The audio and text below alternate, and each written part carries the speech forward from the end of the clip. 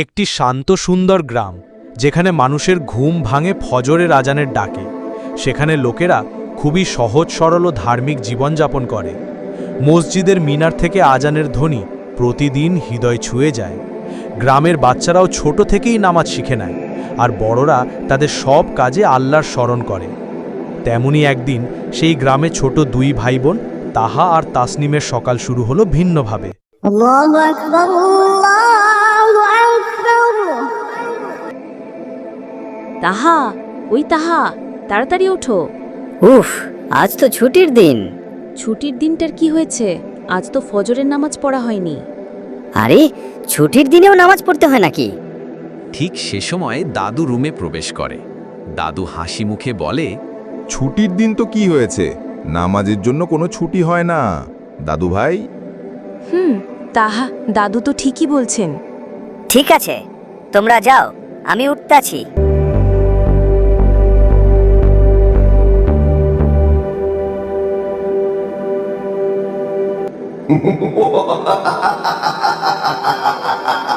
নামাজ বাদ দাও, ঘুম দাও, ঘুম। এ কি আপনি? আমি তোমার মামা। মামা? কোন মামা? আর তোমার নাম কি? আমার নাম শয়তানুর। আমি তোমার কানে তুলো দিই, যেন আজানও শুনতে না পাও। আমি কি আসলেই নামাজ না পড়ে থাকবো? আগে ঘুমিয়ে পড়ি, পরেরটা পরে দেখা যাবে। তারপর তাহা আবার ঘুমিয়ে পড়ে। তাহা ঘুমিয়ে স্বপ্নে দেখতে পায় একটা শহর যেখানে কেউ নামাজ পড়ে না। রাস্তায় কোলাহল, কেউ চুরি করছে, আবার কেউ কারো কথা শোনে না। এটা কোথায়? কেউ হাসছে না, কেউ সালামও দেয় না। এই শহর নামাজ ভুলে গেছে, তাই আল্লাহর বরকত হারিয়ে গেছে। তারপর তাহার ঘুম ভেঙে যায়। তাহা ঘুম থেকে উঠে দৌড়ে তাসনিমের কাছে যায়। আমি বুঝে গেছি, নামাজ মানেই আল্লাহর সাথে কানেকশন। ওয়াও, তাহলে আজ থেকে আমরা দুজনেই নামাজি হিরো।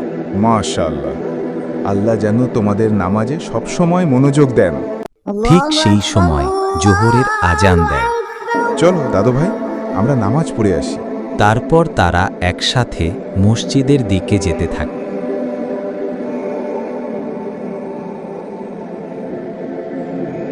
ও, সবাই একসাথে কাঁধে কাঁধ মিলিয়ে দাঁড়িয়েছে। দাদু, এই একতা দেখে আমার মনটা খুশি হয়ে যাচ্ছে। এটাই নামাজের সৌন্দর্য, সবাই সমান, সবাই ভাই ভাই। মসজিদ থেকে বের হওয়ার সময় আবার শয়তানও এসে বলে, আচ্ছা, মসজিদে এত ভিড়, আবার কত গরম। এর থেকে তুমি বাড়ি গিয়ে খেলা করলে কিছুটা আনন্দ পেতে।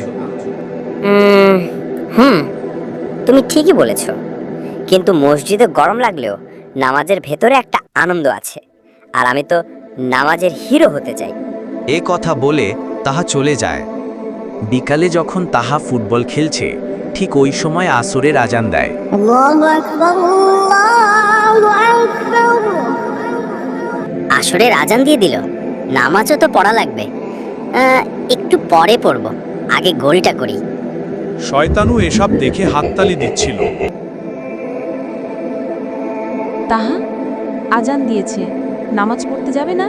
তাহা থেমে যায় এবং কিছুক্ষণ চিন্তা করে, হ্যাঁ, আমি ভেবেছিলাম গোলটা করি, তারপর নামাজে যাব। কিন্তু আবার ভেবে দেখলাম, আবার সময় হলে গোল করা যাবে, কিন্তু নামাজের সময় চলে গেলে তো আর সেই সময় ফিরে পাবো না। চলো যাই। তারপর তাহা আর তাসনিম নামাজ পড়ে বাসায় গিয়ে দাদুর কাছে বসে। বাচ্চারা, তোমরা জানো নবী করিম সাল্লাল্লাহু আলাইহি সাল্লাম বলেছেন, নামাজ হলো জান্নাতের চাবি। সত্যি দাদু? তাহলে নামাজ পড়লে জান্নাত পাওয়া যাবে? হ্যাঁ দাদু ভাই, নামাজ পড়লে আল্লাহ খুশি থাকবেন। বাহ, তাহলে আমরা নামাজের চাবি হাতে পেয়ে গেলাম। তারপর রাত্রিবেলা কাহা পড়াশোনা করছিল।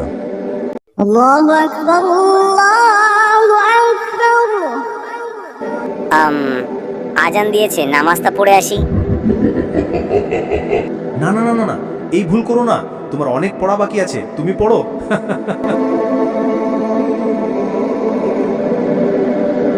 তাহা, আজান হলো, চলো নামাজ পড়ি। আগে পড়াশোনা করি, নামাজ পরে হবে। না তাহা, নামাজ ছাড়া পড়াশোনায় বরকত নেই। তারপর তাহা কিছু একটা ভাবল এবং বলল, ঠিক বলেছে তাসনিম, আল্লাহর কাজ আগে। তারপর তাহা নামাজ পড়ে যেই বই খুলে তখনই বই থেকে উজ্জ্বল আলো জ্বলে ওঠে। সুবহানাল্লাহ, এখন পড়া সহজ লাগছে। দেখেছ, আল্লাহ খুশি হলে সবকিছু সহজ হয়। তারপর শয়তানু মাটিতে হাহাকার করে বসে পড়ে বলে, না, আমার সব ষড়যন্ত্র শেষ। শয়তানু মিলিয়ে যায়। তাহা তসনিম দাদুর কাছে ছুটে যায়। দাদু, আজ আমরা শয়তানকে হারিয়ে দিলাম। আমরা এখন নামাজি হিরো। সাবাস বাচ্চারা, তোমরা প্রমাণ করেছো নামাজই আসল শক্তি। নামাজ শুধু একটা কাজ না, এটা আল্লাহর সাথে দেখা করার সময়।